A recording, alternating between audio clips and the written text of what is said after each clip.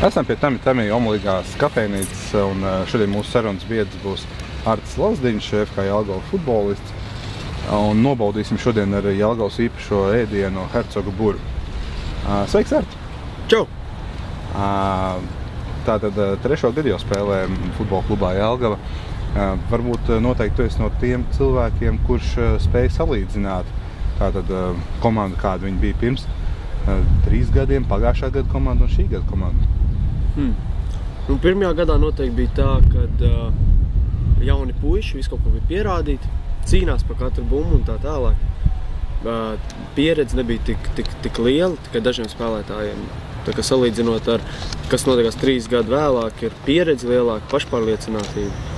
Un pēc maniem uzskatiem labāka komanda nekā pirmajā gadā. Labāka komanda, neskatoties to, kad ir nomainījušies arī spēlētāji? Ne spēlētāju ziņā. Tas ir nevis tas, kas ir atnācis un tas, kas ir aizgājis, bet tieši tā atmosfēra klubā kā tāda, ka spēlētāji, kas ir spēlējuši šo 3 gadus, viņi pārliecinātāki par sevīm. Un, kas sanāk spēlē par tādām komandām kā Skonto, Liepāja, tādām stiprajām, tu nejūtās, ka tu izēji tur kaut kāds Skonto vai ko. Tu izēji, nospēlē, kontrolē bumbu arī, un nav tā, ka sit tur uz priekšu, zini, kaut kā tā.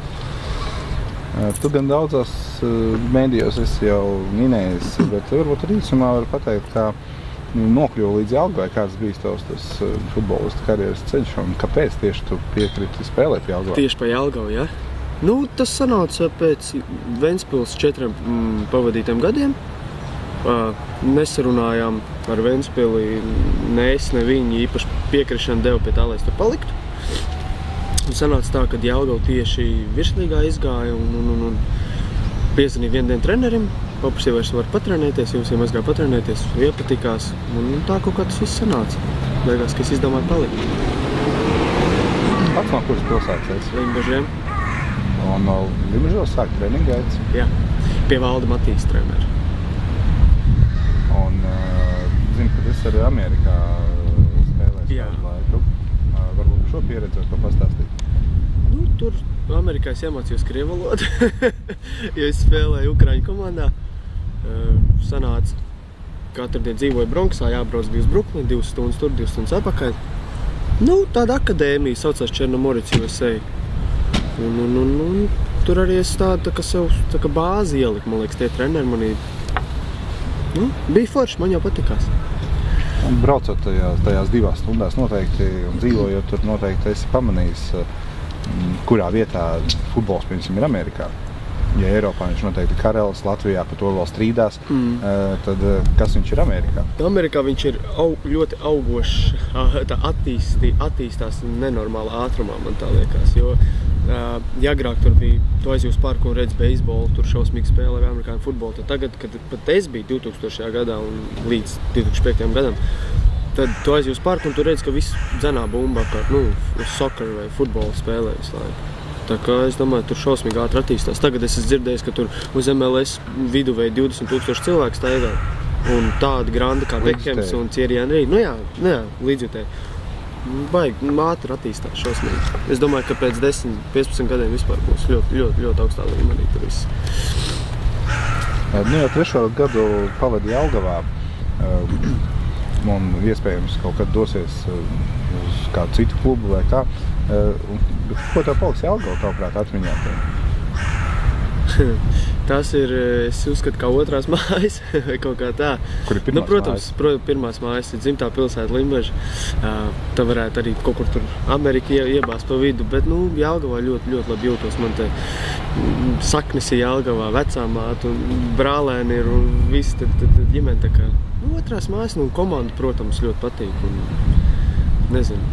Es kaut kad teicu kādā raidījumā, kad es karjeras beigas tā kā varētu nospēlēt šeit, redzēs, kā sanāks, bet kā tā doma ir. Tu sirdī komanda. Tad jau staigājot pa Jelgavu, noteikti esi daudz ko pamanījis un daudz kur bijis, kas tev no Jelgavas pašam vislabāk patīk no pilsētvidas. Tu, protams, patīk pastaigāties tur gar lielu, tu kaisas promenādi, kaut kā tā? Jā? Promenādi, jā. To man ļoti patīk, tur tie savvaļas zirgi, tas vispār fantastiski, kad Jelgavā pilsētā savvaļas zirgi tur skraida apkārt. Protams, pils ir. Vispār tāda pilsēta, kā es teicu, ļoti pie sirds tuvu un attīstās baigi arī man tā liekas. Ļoti forši patīk. Runājot par šī gada virslīgu, kā tev šķiet, kuras komandas ir interesantākās šobrīd? Jelgava. Interesantāk varētu būt Spartaks noteikti, jo viņiem tik daudz ir leģionāri, viņiem tas dienvidu amerikāņu stils, viņi tur to bumbiņu un viņi tā viegli, ja teikšu, pa to laukumu. Paldies! Tā ir būra, kā hercoga būra. Es nezinu, kā sieviete to var apēst, jums vajadzīt. Nevajadzēs. Tas ir tāpat kā vienreiz sieviete no ēdiena, kad pasūtīja stilbiņu, to čūgaļu stilbiņu. Un viņš taču ir nenormāli liels, un viņai aiznes to porciju tā, kas tāds ir? Un pusī tāds tas, ko es pasūtīju. Vēl lielāka porcija nekā šī. Jā, paldies tev liels. Es arī nezinu, kā es iepēdīšu. Tā, par ko tur gāja runa? Pa tām komandām. Spartaks. Spartaks ir interesantākā, ir viennozīmīgi. Tagad 1. aprīlī. Es domāju, ka pēc tam viņas tā kā viņu uz emocijām vēl spēlē diezgan daudz un pēc tam drusku norimsies un es domāju, ka viss, būs labi. Viņi ir interesanti komandi, jā.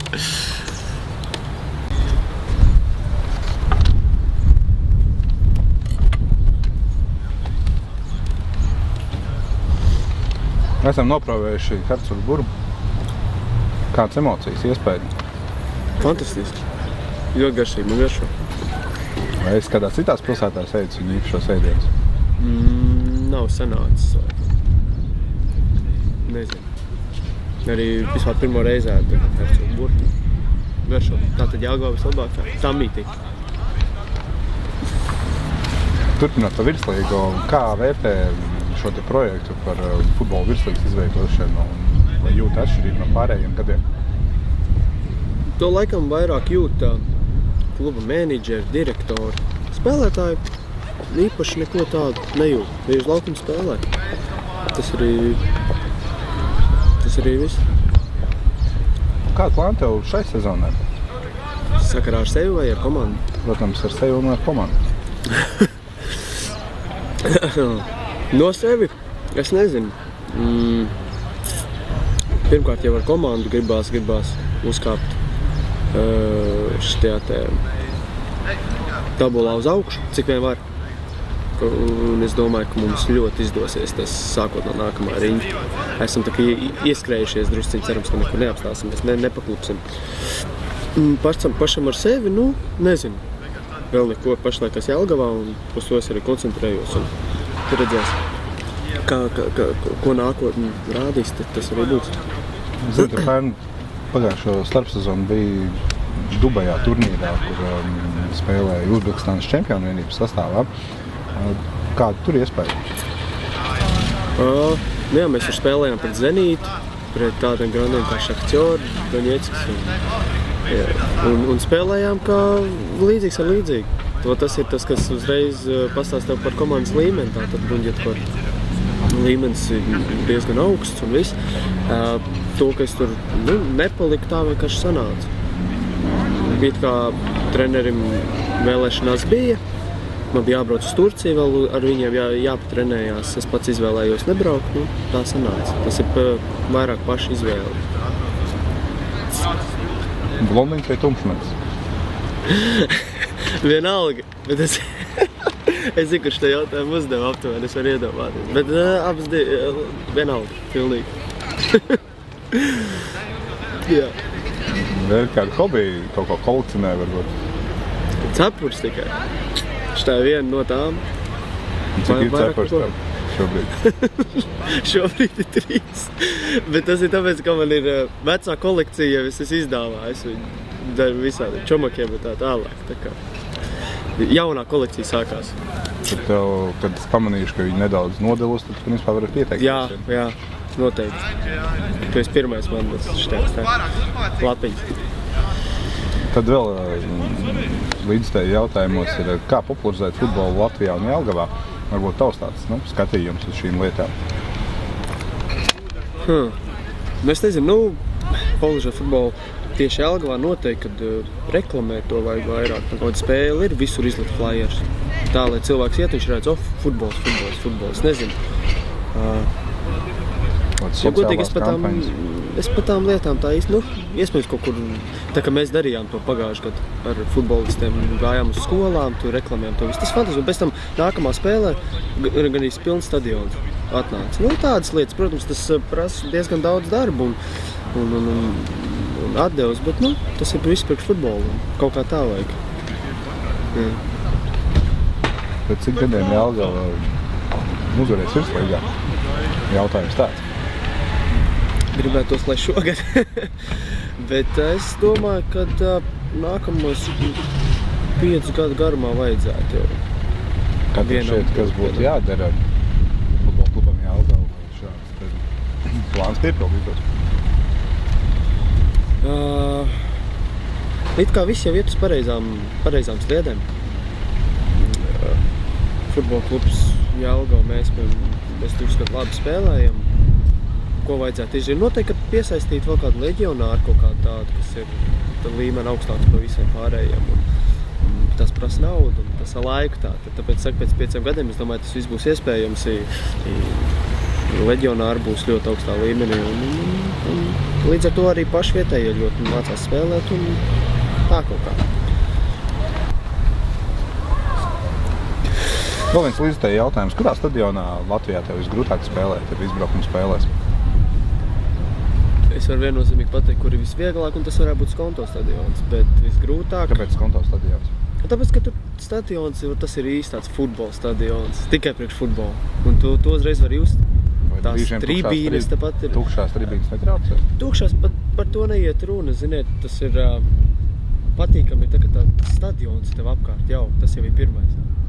Un tās sajūtas. Man vispār, redziet, Anglijā visur ir tas pats. Man pašam Anglija patīk, tas viss čempionāts un kā tur notiekās. Un tas stadions ir tāds, Skonto tāds kompakts viss, un tas ļoti patīk. Man personīgi patīk ļoti spēlēt izbraukuma spēles. Kur nepatīk spēlēt, es tā uzreiz nemāku teikt. Varbūt Daugavas stadionā Rīgā varbūt. Kaut nezinu, kāpēc tā. Acīm redzot, bija domāts no līdzinājām komandām, kas ir šobrīd virslīgā, kur ir varbūt nepatīkamāk un nepatīkamāk. Klūbena varbūt. Kāpēc Klūbena? Ceļš ļoti tāls jābrauc un tas laukums tāds tā kā. Nezinu. Kaut kas nepatīk. Kāpēc, nezinu, nemāk izskaidrot. Vienkārši nav tā, ka baigi gribās tur braukt un spēlēt. Es nezinu, vai var atbildēt, bet vēl vienam līdzjutējiem interesē, vai tu pelni vairāk par 500 latu vai mazāk? Interesants jautājums, es nezinu, kā lai saka. Ir laiki bijuši, ka vairāk, ir laika mazāk. Visādi gadās. Tā negribās atbildēt uzreiz. Ko tu var apsolīt Jelgavas līdzstājiem šajā sezonā? Ko viņi var gaidīt no tevi kārtām? Tieši no manīm? Es esmu sev apsolījies, ka jāiesat vairāk vārti. Tas ir pirmām kārtām. Otrām kārtām ir tas, ka būs ļoti interesants spēles un gaidiet uzvaras mājas spēlēs un arī izbraukuma spēlēs. Un es domāju, ka tās būs diezgan daudz. Un interesanti spēļi būs daudz. Tā kā cīnīsimies katrā spēlē, un to es varu apsolīt. Par katru džeku, kas iet uz laukumu. Paldies, turpinam mēs.